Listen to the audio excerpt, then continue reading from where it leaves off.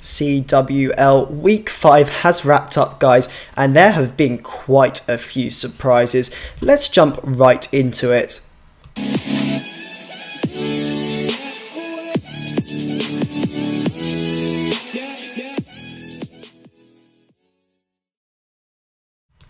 Hey guys, how is it going?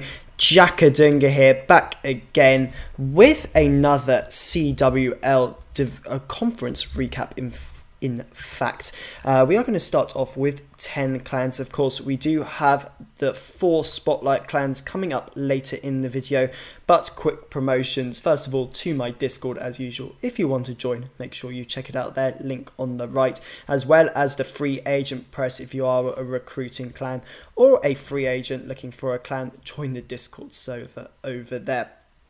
But let's start off with some matches, looking in detail at what went around this league here. Starting off with Hager Metal versus Michigan Rose. Tipped as the rising war of the week here, but Hager Metal would beat Michigan Rose by a 4-star cushion this week. Very, very impressive indeed. The 9v9 stats off the charts. Hager Metal putting up 70% at 9v9. But it was the dips which came down to it in the end. Hager Metal dipping perfectly and Michigan Rose only dipping 3 to 5. 10v10 game was strong as well. You can see 3 10v10s from Hager Metal and only 2 from Michigan Rose. So a very intense war, but nice job to Hager Metal picking up the win there.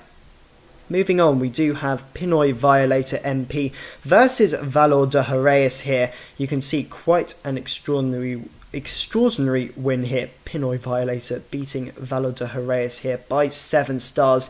VD still not picking up a win this season. You can see 10v11 stats were a struggle, 0 for 10 on one side, but Pinoy Violator putting up a nice 3 for 8 here, which was very impressive. Dips were good, 6 for 6 and 4 for 5. 9v9 game slightly weaker, but Pinoy Violator's dips and 10v11 game would prove strong, as well as picking up 2 10v10. So nicely done to Pinoy Violator this week, picking up a nice win there. Moving on, we do have La Gran Alianza versus WHF Rising. Of course, if you did not see the 9v10 triple which WHF Rising did manage to pick up, I highly recommend you do so in the channel description below. But you can see dips weren't too great here from La Gran Alianza, only going 1 for 3 on dips, and they did have to go for plenty of 11v11s due to the fact that 10v11 was only 1 for 6. WHF Rising actually having similar problems at 10v11, 0 for 11, seeming to be a very big struggle for WHF Rising, but they would pick up their first win this week, going 1 for 4 now, so very nicely done to Rising, picking up a 10v10 as well as that 9v10, so nicely done to them. Going on, we do have Villa Locura versus D Sabazes here. 85 to 82 was the final score. Villa Locura showing how good they are, picking up 2 10v10s and a 3 for 6 at 10v11, which is very, very good indeed. 9v9 stats very high as well, 67%. So nicely done to them. D Sabazes dipping not very nicely, only going 50%, and a 3 for 15 would mean that they would struggle. But nicely done to Villa Locura here, picking up another win for their season. They are looking very strong indeed, sitting high up in the table. We do have now Nagaland Elite, I have trouble saying that name, versus Boston Tea Party. I'm pretty sure it's Nagaland Elite. I think that's how you say it anyway. But NAG would pick up the win here. 84 to 82 here. Boston Tea Party, 2 for 3 now in this early season. Not as good as they were last season, but you can see here stats pretty good for both sides. 9v9s, Boston Tea Party only sitting at 52%, but Nagaland Elite sitting at 68%, which is very nice. Dips 5 for 6 and 10v11 was good, 3 for 10, but Boston Tea Party only going 2 for 12 here. They have plenty of scouts at the 9 level though, you can see there. So a very nice war but Boston Tea Party falling short to Nagaland Elite here. And last but by no means least, we do have Clash Warriors versus Bangladesh. You can see here it is actually going to be postponed. They did not actually war this week. I'm not exactly sure for the reasoning. I think there was roster negotiations going on which fell through, but you can see there nothing happening. That will be postponed until somewhere this week, I believe. Bangladesh still undefeated though. We will have to see how that plays out. But we are going to quickly move on to the Spotlight clans, so let's go right over there. So first of all, we are going to be starting off with LP3 Chiron, and we're going to have Sujesh here picking up a nice 10v10. It's going to be quite an air-themed episode this week. It seemed that all of the picks were air attacks, which was pretty interesting, but we're going to go into a bit of Chiron's history. They did start off as one of the Lost Phoenix war clans, of course Galadon being Lost Phoenix leader, and they did have a few, I think they have 5 Lost Phoenix war clans. The leaders are Seadrax and Suj, and they weren't very competitive. But they started to be after the invasion of CWL. They didn't actually join in Season 1, but they became very interested after seeing Dark Looters doing so well in the Invite League. So they joined the Light League in Season 2. They went undefeated until Week 6 and actually ended up winning the Not In Playoff Championship. So very nicely done to them. And this season they are promoted to Season 3. They do have a YouTuber, LP3 Chiron Raw Recaps with Achilles, which is pretty interesting. So I'll make sure I'll drop that link in the description. You can check that out. But this attack is well underway. Sujesh coming in with the Lalo part of his raid. He's still got a Rage and a Freeze, holding on to that pretty nicely. He's going to drop the Rage early because those air defense are raining terror on his balloons here. He does have a Lava Hound going to be tanking for that air defense, and he does have the freeze for the Inferno Tower there. Nice drop, Inferno goes down, and only a Wizard Tower is really dealing the splash damage here, causing these balloons to go down, but he has plenty left up and lots of cleanup. This is a very convincing triple here from Sujesh, picking up a nice 10v10 against One Hive Invicta here. Nicely done indeed. Right, well, we shall jump into a few of the stats from this war. Quite an even contest here against One Hive Invicta. It would end up 84-82 here, as we do go into this 9v9 from Hassan here on Frank. One Hive Invicta actually picking up an 11v11, which is very impressive indeed. 10v11, both sides struggled. 2 for 15 from One Hive Invicta to LP3 Chiron's 3 for 12. So LP3 would go ahead on that score. It was quite a large breakdown here, heavy breakdown, that's what I should be saying. Dips 6 for 7 from One Hive Invicta and 6 for 8 from LP3 Chiron, so pretty even there. But the stat which was most decisive was that LP3 would pick up 3 10v10s. Very impressive indeed, putting up 84 stars in the end, and that would be the difference, the score ending 84-82. But Hassan coming in here with a nice Queen charge, coming in with double wall breaks, actually a triple wall break here. So Queen's going to head into this compartment, then head into the next compartment towards the Queen. I really did like that part of Hassan's raid. Very nice indeed. King is still along the outside, actually doing a bit of tanking for Queen on that cannon, but he will die soon. That air defense will go down, but the bomb tower will stay alive, which is not too much of a problem because Queen is down. Bomb tower's not being protected here, but Queen's still going to do a nice job cleaning up a few of these defences. Needs to start that Lalo though, doesn't want to run out of time, so comes in with the maxed Hound coming into this south air defence here. Loons being nicely trickled into this base.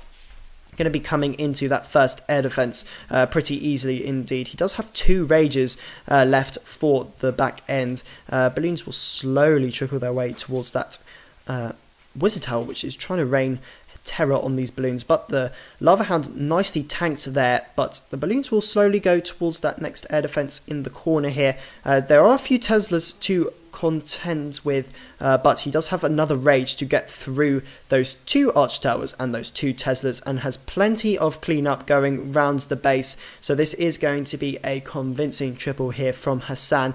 Going to have minions going around the edge for cleanup. Nicely done here. Score ending 84-82. Good win from Chiron this week.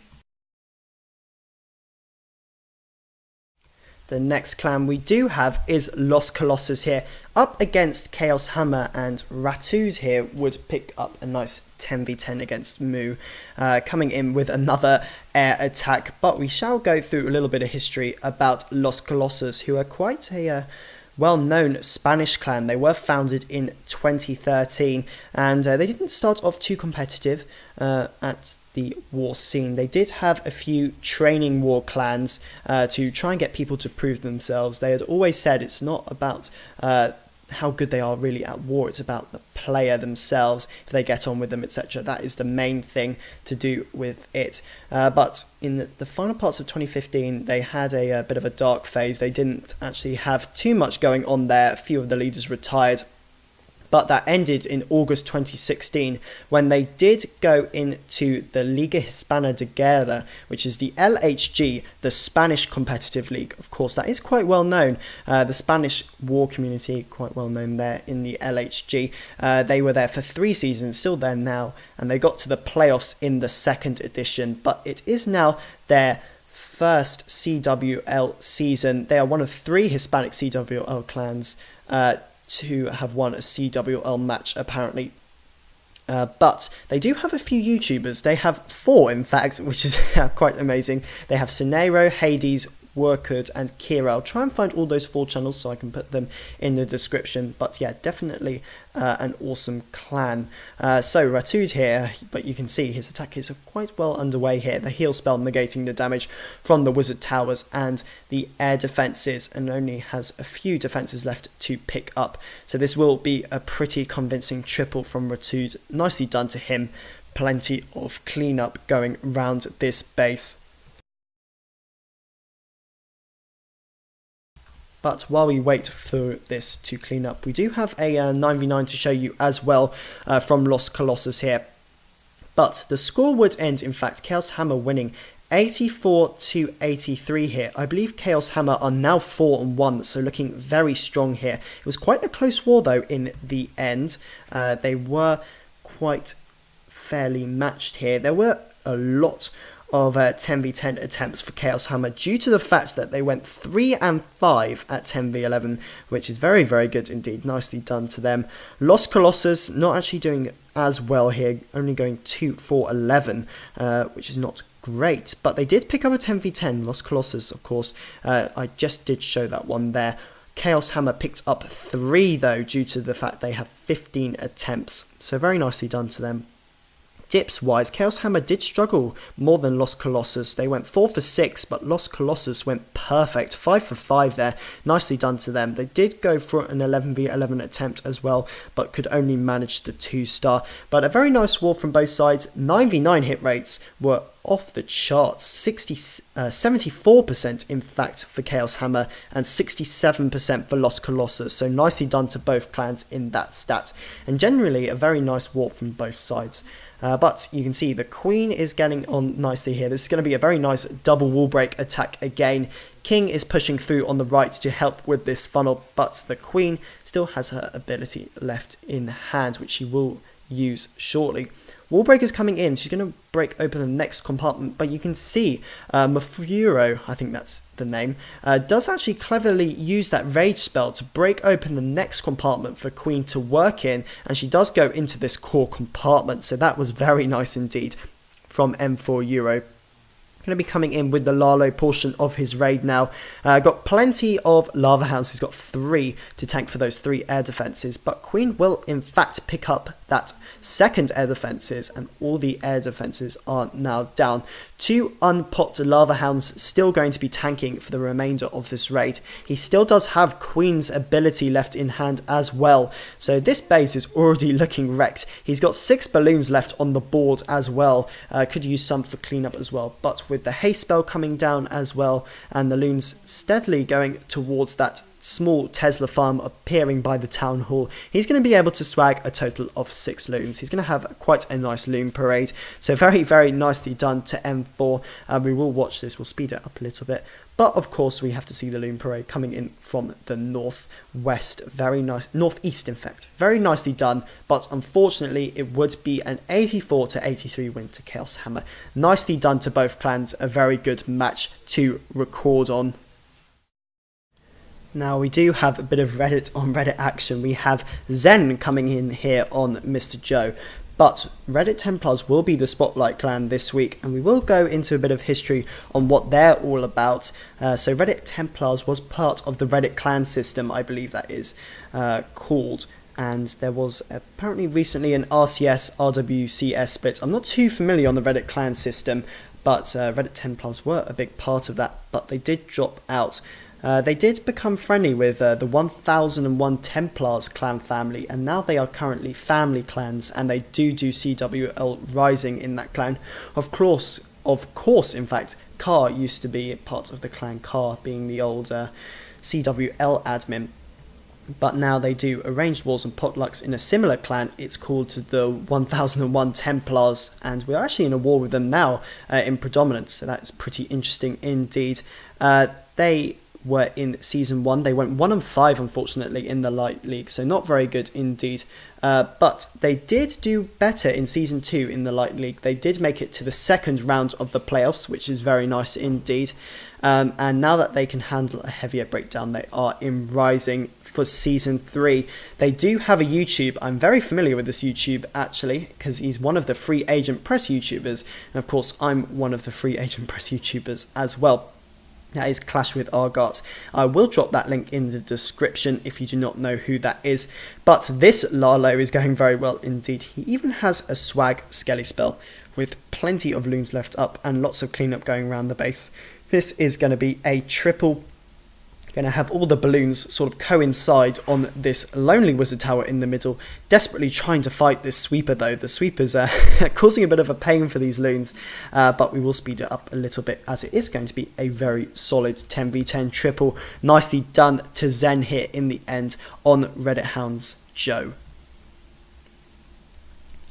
And with that swagged skeleton spell, we shall move on to the next raid, which is a nice 9v9 from K-Clan. Going to be a slightly different air attack this time. It's going to be a stoned Go Bow Loon. That's what it's called, I think.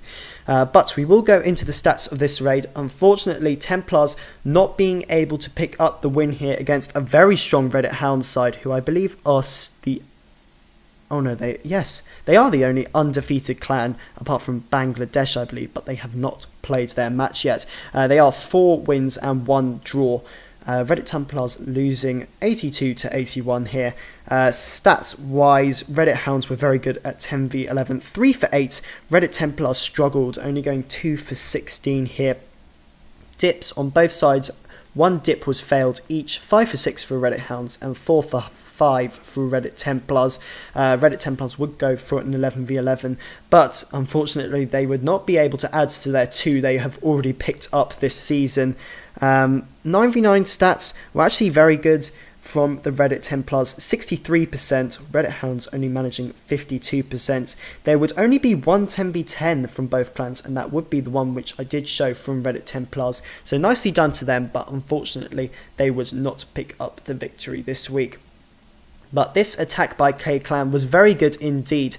The push through the space was very nice. The jump spells, accessing all of those air defenses, quite an unconventional way of approaching this base. But this is going to be a proper loon parade coming in from K-Clan. He does have 7 loons left over. We will speed this up. Very nicely done to K-Clan here. We will see the swag loon parade coming in from the northeast. So very nicely done to him. It will come in very shortly. But in the end, this one will end 82 to 81 here, despite that nice loon parade. Nicely done to the Reddit Hounds this week for picking up a very nice win. And the last Spotlight clan of this week will be Divine Justice, who are actually going to be the replacement clan for... Oh my god, I should have done my homework. Chaosiu, that's it.